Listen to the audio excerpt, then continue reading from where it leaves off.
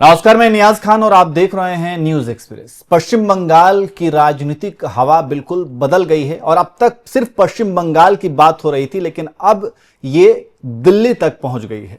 जी हां, पश्चिम बंगाल में सबसे पहले टीएमसी के 58 विधायकों ने बागी रुख अपनाया और उन्होंने अपना नेता प्रतिपक्ष चुन लिया।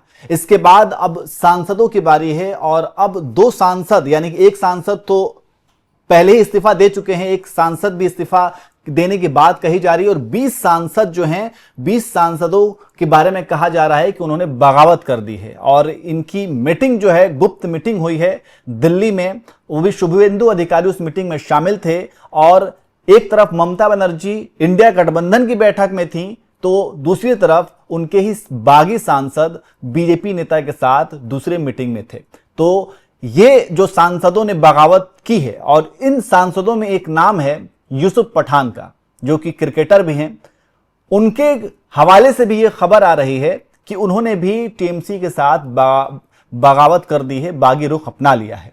अब यूसुफ पठान की इस तरीके की खबर के बाद जो है, महुआ मोइत्रा ने एक ट्वीट किया है। उन्होंने सोशल मीडिया पर लिखा है, हालांकि उन्होंने अंग्रेजी में लिखा है, हम उसका हिंदी अनुवाद आपको बता देते हैं कि यूसुफ पठान, आप दिल्ली इसलिए भाग रहे हैं क्योंकि अमित शाह ने आपको बुलाया है।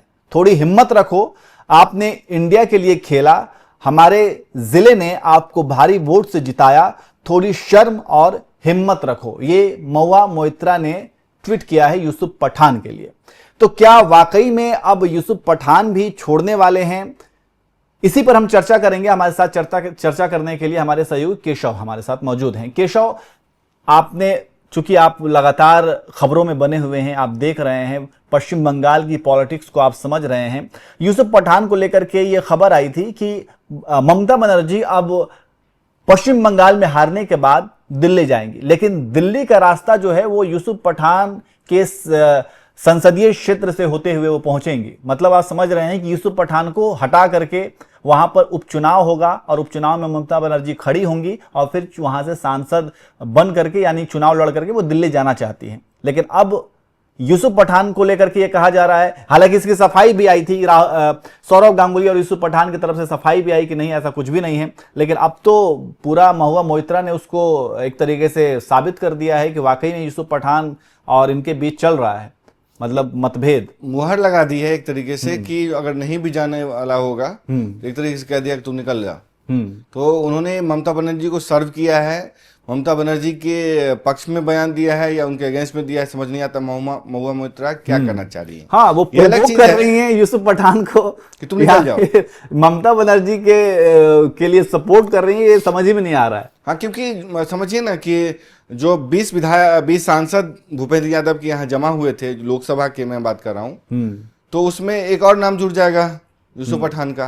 ऑल्दो अब तक उन 20 में यूसुफ पठान नहीं थे, उनके कयास लगाए जा रहे थे, लेकिन यूसुफ पठान अगर उसमें आते हैं तो उनकी सांसदी बची रह जाएगी। क्योंकि जो आप कह रहे हैं ना कि यूसुफ पठान इस्तीफा देंगे और ममता बनर्जी चुनाव लड़ेंगे, वो तब होता जब ये 2/3 सांसद वाला नहीं होता, पार्टी कार्रवाई करती और चुनाव आयोग को लिखती या लोकसभा स्पीकर को लिखती, उनकी सदस्यता रद्द कर दी जाती, मतलब दल बदल कानून के तहत, और समझिए कि वहां पे चुनाव होता, बाय इलेक्शन होता, ममता बनर्जी जीत सकते थे, क्योंकि एक अल्पसंख्यक मामलों का विभाग, अल्पसंख्यक क्षेत्र है, वहां बहुलता है। लेकिन इस बात की क्या आशंका है कि वहां अधीर रंजन चौधरी खड़े हो जाते फिर से, तो वहां भी हराया जा सकता था। लेकिन क्या वो दूर की बात है ना, दिल्ली दूर है।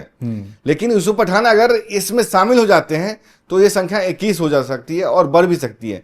यानी कि टीएमसी में अभी 3 गुट बने हुए हैं। एक वो गुट है जो समझिए कि खुले तौर पे लोकसभा में कम से कम दिल्ली में बगावत किए बैठा है, मैं बंगाल की बात छोड़ रहा हूं।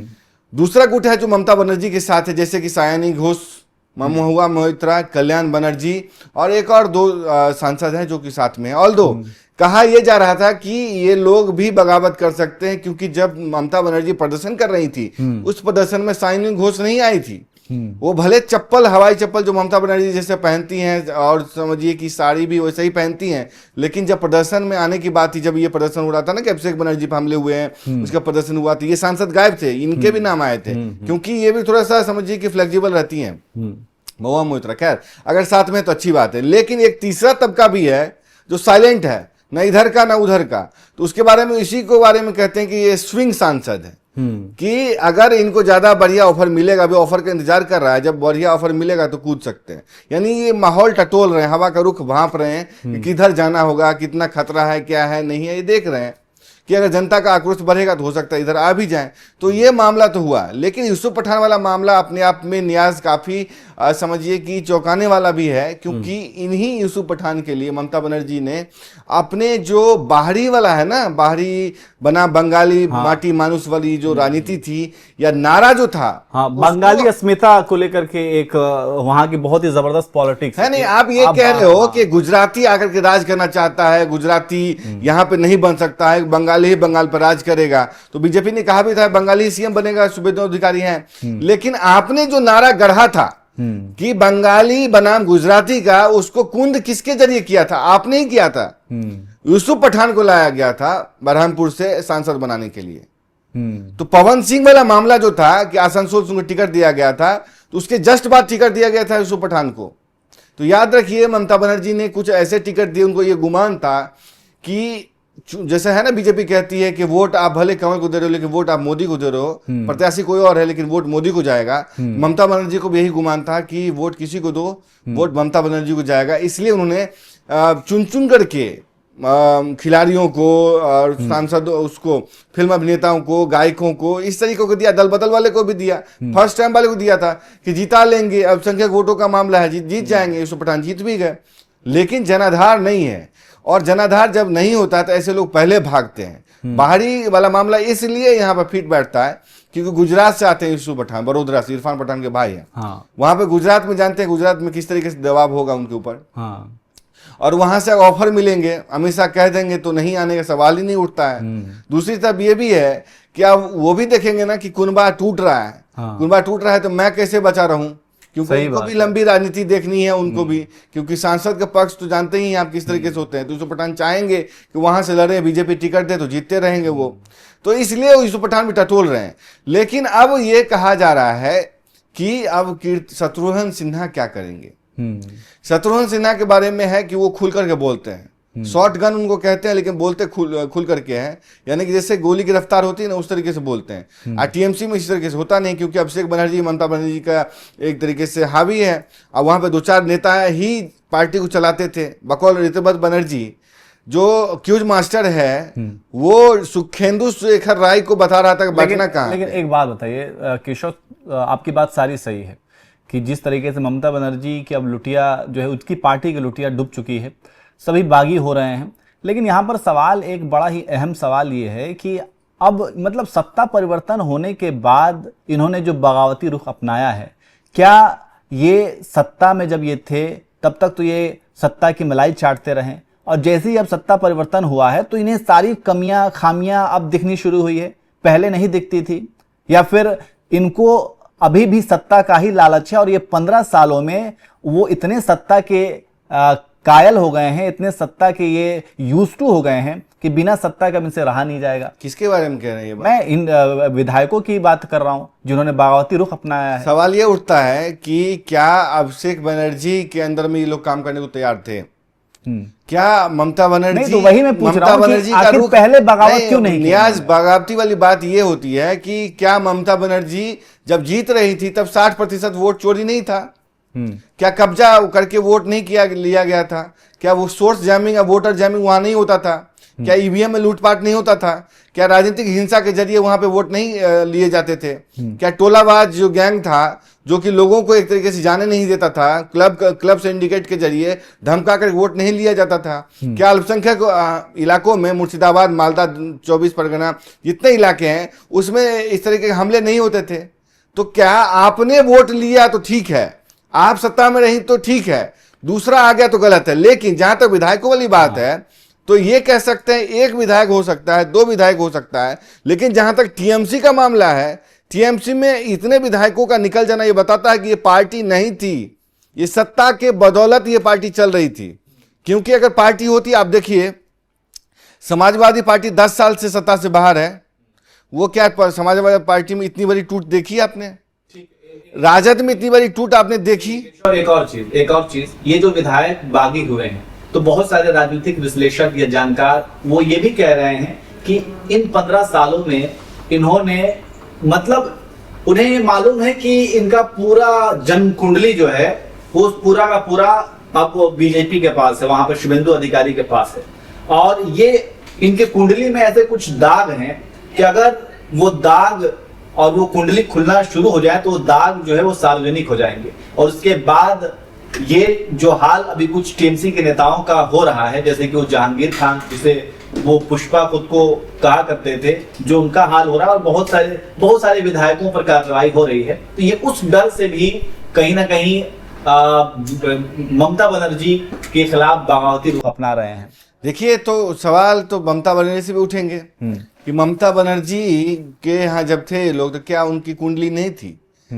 आखिर इन कुंडली के बावजूद, इन दाग के बावजूद ममता बनर्जी ने अपने साथ क्यों रखा इनको?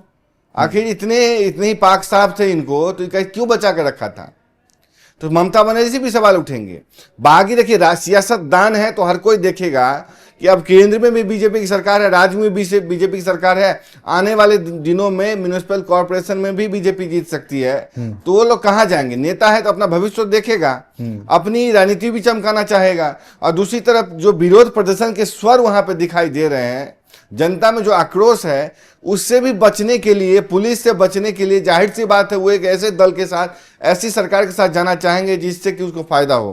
क्योंकि अगर वो काम भी नहीं करा पाएंगे, विधायकी का पैसा भी नहीं उनको रिलीज होगा, सांसदी का पैसा रिलीज नहीं होगा, उनका काम नहीं हो पाएंगे, तो कैसे वो अगला चुनाव में जाएंगे?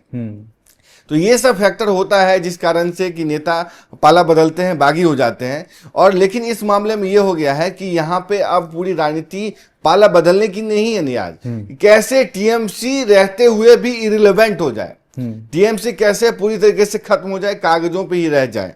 और तो मैं नहीं मानता टीएमसी को पूरी तरीके से नेस्तनाबूद किया जा सकता जब तक कि 30% वोट उसके साथ है, जब तक कि इस तरीके की जो अल्पसंख्यक बहुल सीटों से उसको जीत मिलती है, तकरीबन 40 से 45 सीट तो कम से कम मिलना ही मिलना है। तो टीएमसी पूरी तरीके से नेस्तनाबूद नहीं हो सकती। लेकिन उसके बाद ये होगा कि टीएमसी एक मुस्लिम पार्टी बनकर रह जाएगी, एक खास समुदाय की पार्टी बनकर रह जाएगी। वो हिंदुओं की या बहुसंख्यक समाज की या ऑल मास की पार्टी बनकर नहीं रहेगी। ये ही बीजेपी की राजनीति है कि या तो उसको समाप्त कर दो, उसके अंदर से ही तोड़ दो, इतनी कमजोर कर दो कि समझ जाए जैसे दीमक लग जाता है ना, वो हो जाएगी। या पार्टी कांग्रेस की तरह उस पर आरोप लगेंगे कि ये मुस्लिम बहुल पार्टी है। चलिए, तो कुल मिलाकर के अब पूरा बंगाल की राजनीति जो है वो, जैसे कि केशव ने बताया और टीएमसी के भविष्य को लेकर के भी उन्होंने बताया, और यूसुफ पठान का क्या फैसला होता है, क्योंकि अभी देखिए गुजरात में भी चुनाव होने वाले हैं और यूसुफ पठान अभी, और कीर्ति आजाद अभी कह रहे हैं कि शर्म आनी चाहिए। उन्होंने बागी सांसदों को एक तरीके से महुआ मोइत्रा ने कहा शर्म आनी चाहिए। नहीं, वो तो यूसुफ पठान को कह रहे हैं। कल अभी ताजा खबर ये है कि कीर्ति आजाद और कल्याण बनर्जी बागी सांसदों पर हमला बोल रहे हैं कि शर्म आनी चाहिए। सवाल ये उठता है कि कीर्ति आजाद किस पार्टी से गए हैं? वो भी तो बीजेपी में थे, दरभंगा सांसद थे, मेरे सांसद थे। वहां से वो जब बीजेपी में रहते हुए बागी स्वर उनके हो गए थे, वो भी तो पाला बदल के गए कि कहां पे उनको सेफ सांसदी की सीट मिलेगी, तो टीएमसी थी। अब देखने वाली बात होगी कि 29 में वो कैसे जीतेंगे। चलिए, तो ये सब देखने वाली बात होगी और ये सब राजनीति का खेल है और राजनीति में सब वही समय बलवान होता है, कोई पार्टी और ये सब सारे जनता के ऊपर है। और सब समय कि आपका समय चल रहा है तो ठीक है, अगर आपका समय खत्म तो समझिए कि सब कुछ खत्म। तो यूसुफ पठान को लेकर के जो बातें कही जा रही हैं, क्या यूसुफ पठान भी बागी रुख अपना सकते हैं? जिस तरीके से महुआ मोइत्रा ने यूसुफ पठान को घेरा है, तो इसमें वो टीएमसी या कि ममता बनर्जी के समर्थन में बोल रही हैं या फिर वो यूसुफ पठान को प्रोवोक कर रही हैं कि वो ऐसा कुछ करें? तो इसके पीछे, इनके ट्वीट के पीछे का राज क्या है और क्या एंगल आप देंगे इस ट्वीट को? आप कमेंट करके जरूर बताएं।